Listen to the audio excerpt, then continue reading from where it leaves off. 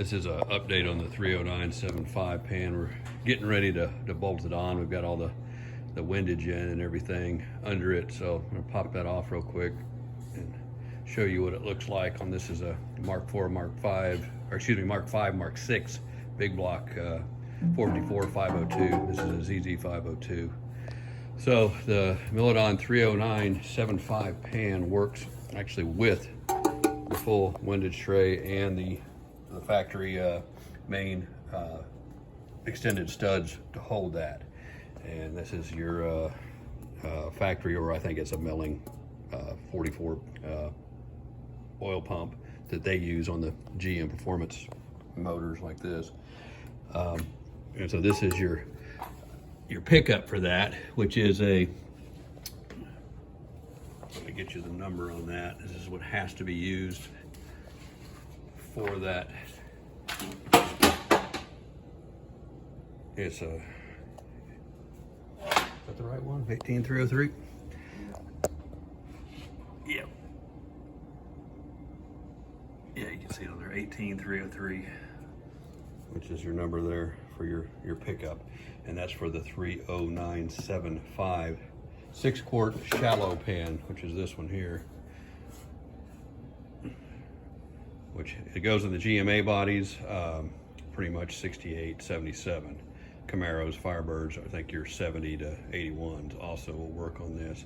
Flip it over and see the bottom of it. So basically, this sits a little bit above your pan bottom, act as a windage there, and that's got a full-on bottom cover inside of it to go with all of this over here. Now the only thing we had to modify was where the dipstick comes in, and you have to use the Milodon or a big block dipstick and mark it. There's no other way, there's nothing made. You'll have to put the dipstick in here, put either 6 quarts oil, wherever you want to put a notch in it, so you know it. There's nothing built that's gonna go with this pan. Everything is custom, and you're gonna have to make your own dipstick and marks before you put the pan on, preferably, because you use 6 quarts of something in there, water or whatever you want to do, and mark it where it's going to sit, and get you a quart less and mark it on the dipstick. So usually we just use a grinder to make a little notch mark in there on the dipstick. So the only thing we had to modify was this right here. Just use a hand grinder and cut that out to relieve it for where this comes in here. You could probably cut that on that, but I didn't want to take anything off that pan to make that dipstick any looser or anything like that. But so that's it. So basically this is ready to bolt on. We're going to just use the actual factory GM bolts that should work with that are out of the truck pan that came with the ZZ502. And that should all be there. So that's kind of the update on that. That's what a complete bottom of the 502 big block ZZ502 with a windage tray and the oil pan, the hot rod oil pan, the Milodon on it, and the pickup for that. This is just bolted in. No need to weld it, because it'll hold it good. It taps in there pretty solid. And the one that was on this pump before was actually tack welded on there. We had to grind it off. And I think the engine builder for GM Performance does that, because that's not really a factory thing they do. So anyway, stick it back on there, see how it goes on. Still a little hit over here sometimes if you're not real careful on that grind, but no big deal. It's not like it hangs up or anything on you. So that's it. Put the bolts in, and that part of the motor should be done. We're going to the next aspects of this engine. We're using these motor mounts, which are the clamshell 73 or 72 to 77, the strong stuff. So we're going to use these on this motor, and hopefully they'll work with the headers, because I'm going to have the Sanderson BB3s here in a couple of days, and we'll see how they clear that. Hopefully they won't have to notch anything in them, but knowing aftermarket stuff, they will. And then we're going to go ahead and use the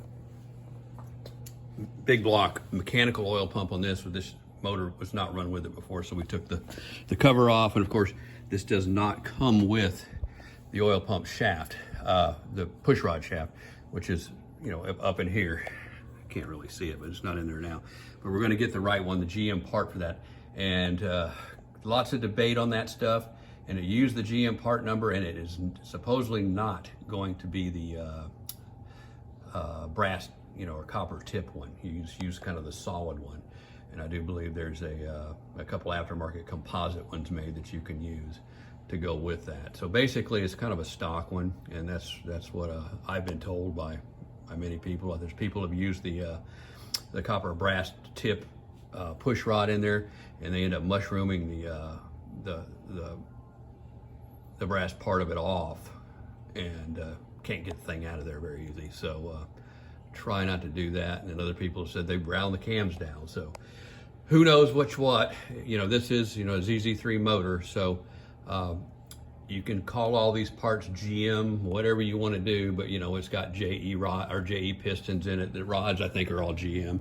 The crankshaft may be GM. I'm not actually sure it is, but you know, the heads have GM performance on them. They're Edelbrock heads. The intake has GM performance on it. It's an Edelbrock intake. So there's a lot of, you know, hot rod aftermarket parts that are built into these quote unquote factory motors. So not everything is what you think is GM, and go by that book. Obviously the oil pump is not a GM, it's a Melling, you know, 7.7 pump. And so the balancer is probably a stock GM pump or balancer. So we're gonna paint these up real nice. Just wanna get them on there for fitment for right now. So get all of this stuff done. We're gonna put the headers on. I'm gonna do it upside down so we can get a little bit better look at it and make sure nothing hits any of the parts, like the starter, which is just the mini starter, and the engine mounts, which are going to be the big ones, because I bet you there's going to be some clearance issues right there. I just bet. But you know, we're like I said, we're using the high dollar Sanderson BB3 headers, which are the coated ones. They're not cheap, and they're the shorties. So nothing on this motor is cheap. That oil pan's not cheap. None of this stuff is cheap. This is a very, very, very expensive way to go. The big block stuff is, even anymore, it's even more so now than it was, you know, 10 years ago, because it's kind of being phased out. And everybody's, you know, going to the easier, more readily available LS, you know, rebuilds or used motors or whatever, which technically make more power per cubic inch than these for sure, but they're not going to have the torque this has, or the cubic inches this has. So there's two different families or two different ways of doing things, and this is going to be old school in an old school car. So anyway, it's going to be done from the top, kind of like a factory car, so with all the brackets, air conditioned, everything in the right position, no march drive, none of that stuff, all V-belts. Everything's going to be kind of GM. And again, we would have used the GM pan on this, but you can't. And that's just the way it is, because this motor comes with the truck pan and the 4-quart pan for the big block, which is kind of a bad idea to go down to 4 quarts. It is not even available. And so this is the better option, obviously, and with all the windage and everything in there. So that's the way to go on a body, basically 68 to 77 with any kind of Mark 5 or 6 big block in it. And more to come on this, because there's a long way to go.